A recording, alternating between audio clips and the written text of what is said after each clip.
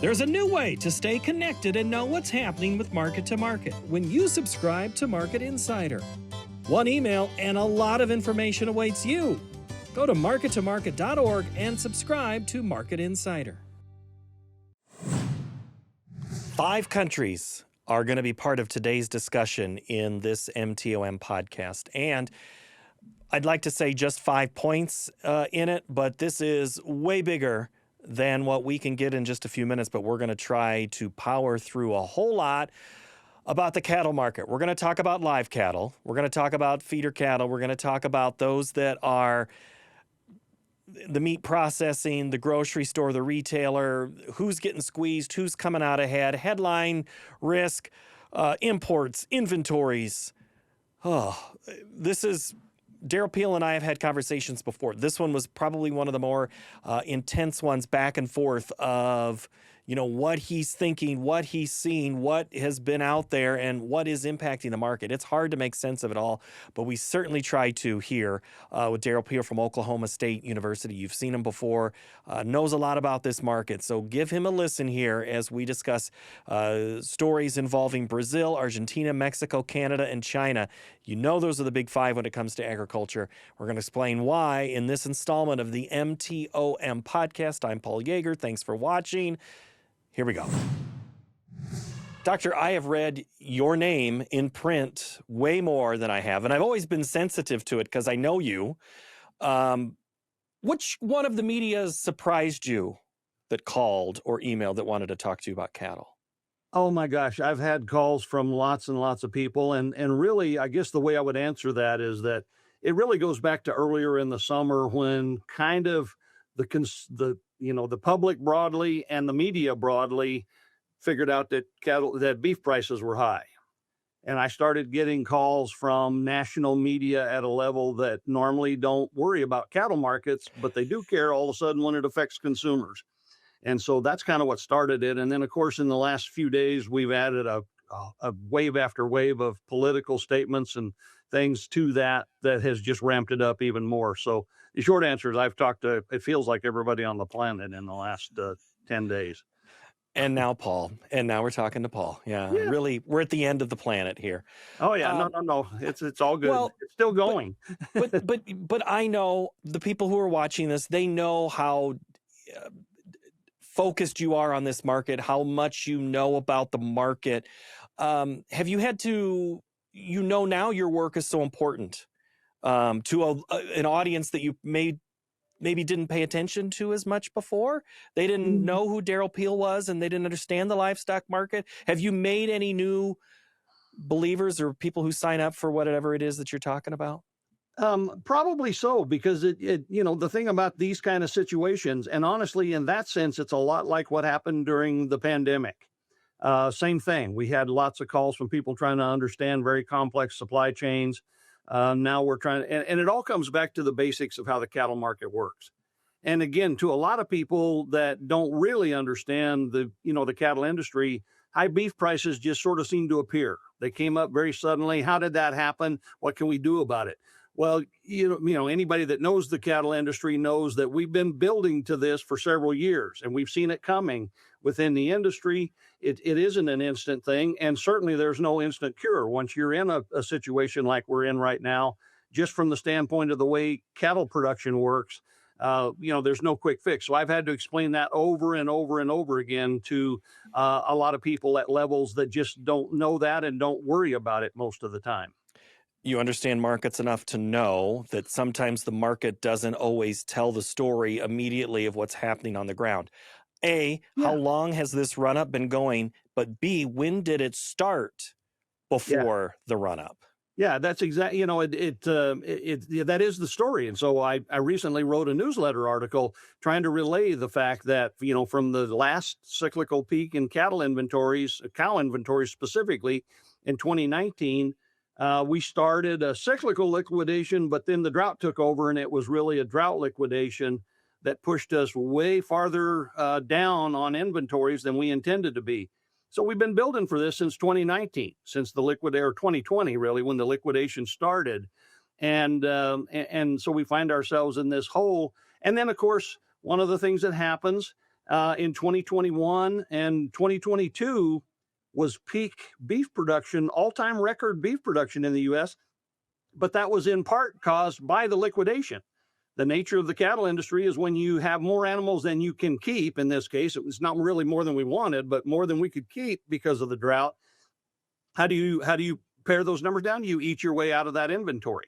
So beef production went up in 2022, and then after that it starts coming down. And then once you get to the point where now you're critically short of the productive part of the industry, the breeding herd, then beef production really starts to fall. And that's what we're seeing right now. And of course, we all know in the cattle industry that the next step is we have to save enough heifers out of that tight supply to start some rebuilding, which means that tight supplies have to get tighter before they can get better 3-4 years down the road. So we're in the middle of all of that. We don't have any real evidence that we're saving heifers yet. So the tightest stuff's ahead of us, the highest prices are ahead of us, and the reality that there's nothing anybody can do about it hasn't really sunk in all quarters yet. All right, I told you I was going to bring up a little bit of what Ross Baldwin said, and you led me right to it here, Derrell. He said the major sell-offs do bring into question massive herd expansion because he's already hearing that guys are, well, I'm just not going to sell feeders since they've pulled back so much. And he says that's exactly how massive heifer retention starts. Do you agree with that? It could be, that could do some of it. If we haven't already sold this fall, we talk about a fall run of calves. Typically, in most parts of the country, the bulk of the herd nationally is still spring-born, weaned in the fall. Now, I know in Oklahoma, because of the counter-seasonally high prices we had in August and early September, really July, August, and early September, we sold a lot of our fall calves early. So a lot of that fall run is already done. But to those who hadn't sold yet, yeah, this might provoke some of them to hold some heifers. Maybe it will start it. In any event, it's not going to be like a really massive thing, and it won't be equivalent to what we did in 2015 when we started the last real buildup, because we just simply don't have enough animals to do that. But it could be the beginning of it. It's the sign we've been looking for to kind of start the clock ticking on the path forward for the rest of the decade. Which becomes part of the education that you've been doing with your new friends is it takes a long time to build a herd back up. It does not just happen in 6 weeks. Yeah, it's I guess surprising to some people that cows are big, slow-growing animals. They reproduce one at a time. And if that one that you get from a cow happens to be a female, then you get to make one of two choices. You can either use her for immediate beef consumption, or you can invest in future production by not eating that animal now. And there's just no way to change that. We sort of jokingly say that unless we can magically figure out a way to get cows to have litters, we're not going to change this thing anytime soon. And that's just kind of the reality. All right, I'm going to give you 3 countries. I kind of understand, I think, a little bit about what all 3 mean to the United States, but if you can help me with numbers and percentages. The challenge we have with Mexico is the new world screwworm. We get beef, we get cattle back and forth across the border all the time. Right now, that border's closed. That's a big story. Argentina was in the headlines last week because we were going to bring in some more supply from them, even though we're I think, still involved with tariffs. And Brazil is also a country that we import things. I'm not even going to bring Canada into this discussion right now. Or China. Or China. Give me Mexico, Argentina, Brazil. What's the importance of those 3 states? Or 3 countries? Yeah, you bet. Mexico, of course, we're talking about the live cattle trade. That's associated with the screwworm threat. The border's been closed most of the year. So we normally get, and on average for the last 20, 30 years, we've gotten 1.1 to 1.2 million head of feeder cattle a year from Mexico. We got about 230,000 head across early in the year when the border was briefly open, but it's been closed since then. As we speak, that may be changing. We'll have to wait and see.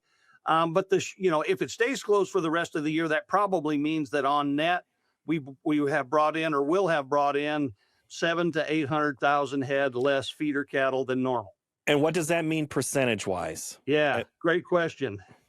Because I Um, can get the numbers, but I don't always understand what the percentage is on that. Well, it's interesting. We always talk about our domestic stuff in year-over-year percentage comparisons, cattle on feed, inventory numbers. But when we talk about trade stuff, we often talk about it in absolute terms, and it sounds really big and scary. 1,000,000 head of Mexican feeder cattle is about 3 to 3.3% of our calf crop. Okay, so it's not insignificant, but at the same time, it's certainly not the major factor here. And, so lack of Mexican cattle imports is not why we have record high cattle prices this year. It is a contributing factor to tight supplies at the margin.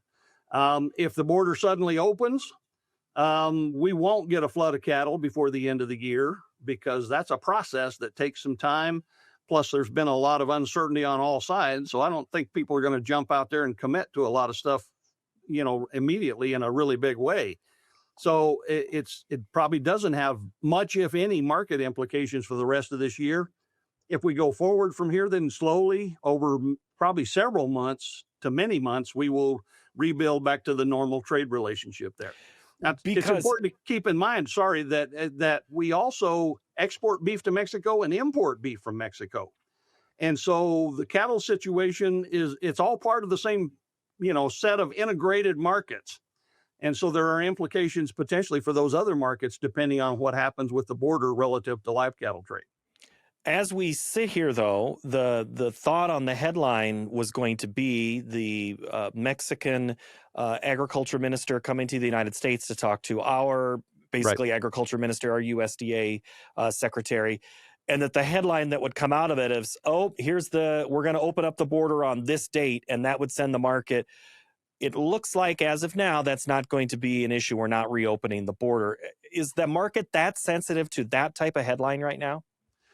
Right now, the market is sensitive to everything, okay? And part of that's just a function of being at record high prices. Markets get really nervous, and, if you're a betting man, the odds are better that you're going to go down than up when you're at record levels, just all else being equal. On the other hand, the fundamentals are very strong in terms of why we are where we are. But, we're in such a tenuous political and economic environment, broadly speaking, that the market is just really sensitive and really jumpy about anything. So, and most of that falls in the futures market, which is what its job is. The futures market, its job is to sort of anticipate the worst case scenario. And as such, it tends to overreact. And then usually the reality isn't the worst case scenario. So we pull back from that over some period of time as we get real news, as opposed to speculating on what the worst possible outcome could be. Now, and what's happened lately is we've had such a barrage of things that they've kind of piled on top of one another. And so we've had this just massive impact on futures markets. It does affect cash markets. But again, I have reminded several producers in the last few days that the cattle market is not any different today than it was 2 weeks ago. Okay. We have the same cattle market, the same fundamentals. Nothing's changed. So this is short-term stuff. It's a really big short-term negative hit, but it probably won't last, depending on what all comes out of it. So last week's post about we're going to bring in beef from Argentina, did the market overreact? Well, again, probably, because again, in some sense, that's its job. You can say it overreacted in a couple senses. I mean, the reality is, Argentina accounts for about 2% of our beef imports. So even if we that's the product. That's the product, not the live animal. Oh no, we don't import any live animals from there. Right. Which it is an important point to keep in mind as we go forward. So that's beef products. About 2% of our imports from Argentina. If they doubled it, it's still not a really big, significant number. And I say double, the tariff rate quota was increased by 4 times, but we were already getting imports from Argentina above the smaller tariff rate quota. So if they filled the full new quota, it would be about a doubling of imports from what they were. But, only 2% of the total. And so the short answer is, realistically, will it have any impact in the U.S. beef markets? No. Now, part of the reaction of the industry to that probably as much as anything was just the precedent. The idea that we're going to try to use import or trade to, affect domestic prices in a very deliberate way. This won't do it, but maybe the principle is something to, be somewhat concerned about. And what about Brazil? So Brazil, through the first 7 months of the year that we do have trade data for, of course, right now we're not getting any data, so that's also a part of the problem. We're operating increasingly in a vacuum, but the first 7 months of the year, Brazil was the largest source of imports, more than 10 times as much imports as Argentina, but similar product. And as with most of our beef imports, the bulk of that product is lean processing type beef that goes largely into our ground beef markets. And because of and of course, that supplements our domestic supplies of, we call it non-fed beef. So cull cows and bulls that make up the lean part of our ground beef mixes in the U.S. We absolutely have to have those imports in order to sustain a critical ground beef market in the U.S. 40 to 45% of our total beef consumption in this country is ground beef. And if we don't support that market, and ground beef prices are the ones that have gone up the most because cow slaughter has decreased the most up to this point. Going forward, it'll be fed slaughter and fed beef production that goes down. So that starts to affect steaks and all the rest of the beef markets. But ground beef markets have already been the ones that have been the most impacted. And these imports are critical. Yeah, so the hamburger is been expensive. The steak is about to, you're saying, going to get even more expensive? Yes, absolutely. Steak is going to get more expensive.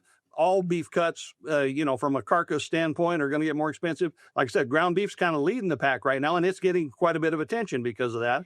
Of course, that's our go-to product when we start kind of trading down beef products. And it's all in a relative sense, of course, but ground beef prices have gone up relatively more than other beef products over the last 2 years.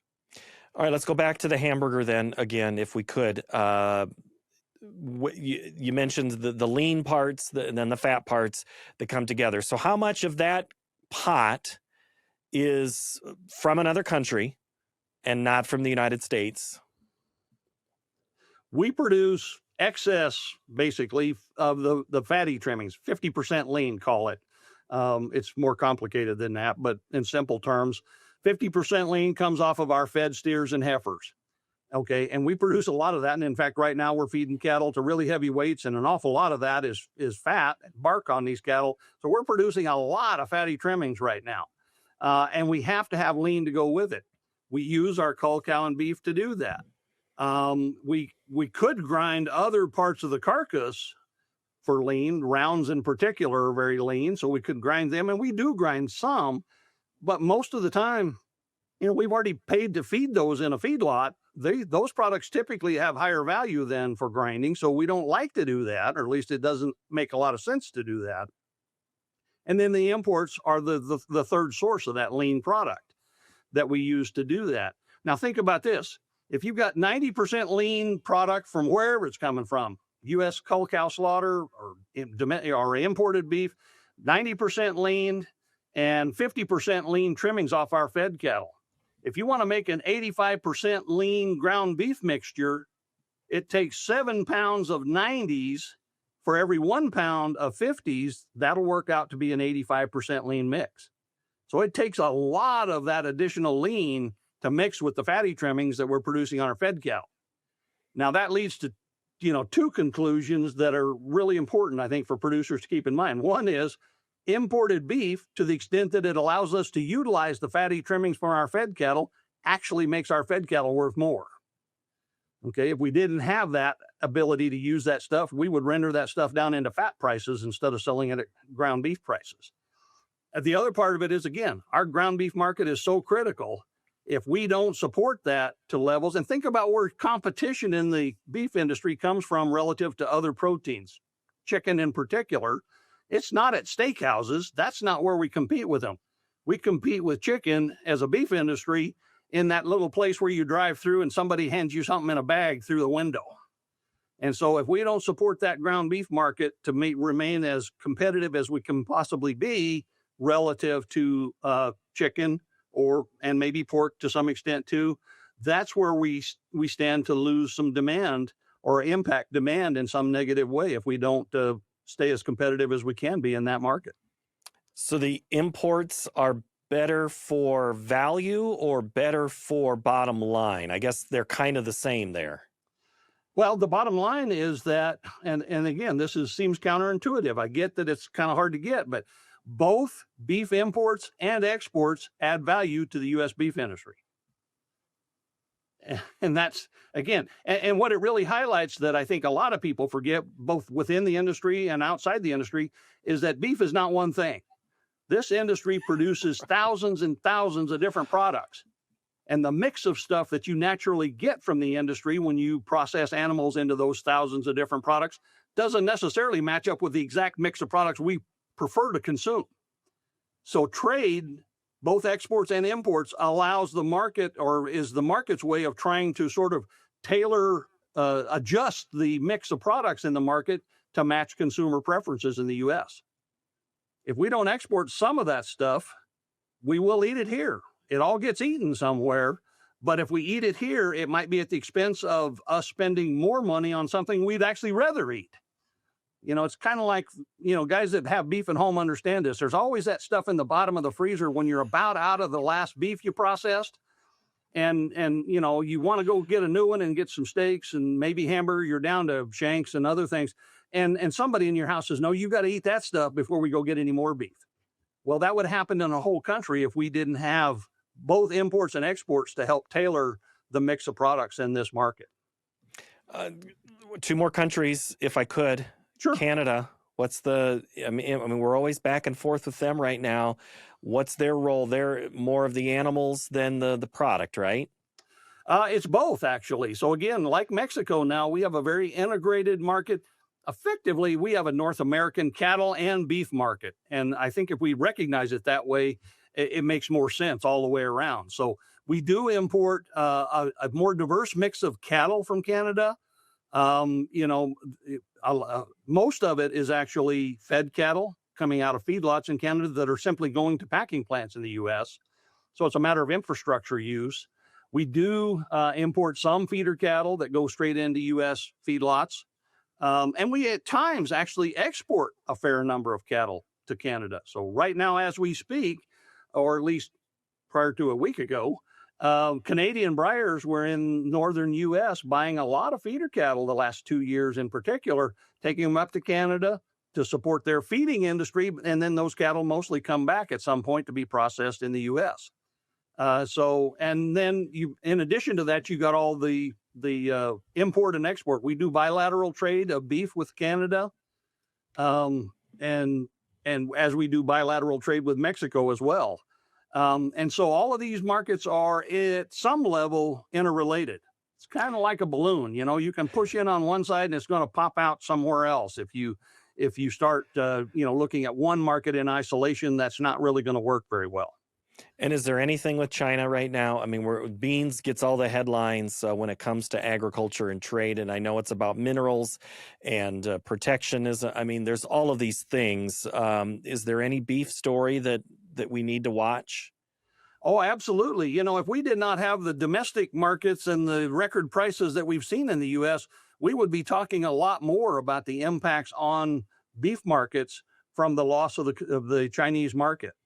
So, they were have grown in the last few years to be our third largest export market. And I combine China and Hong Kong data together because you can't really separate them at some level. Right now, they have dropped to the sixth place. Well, in the month of July, which is the last trade data that I have, they were the sixth largest exporter.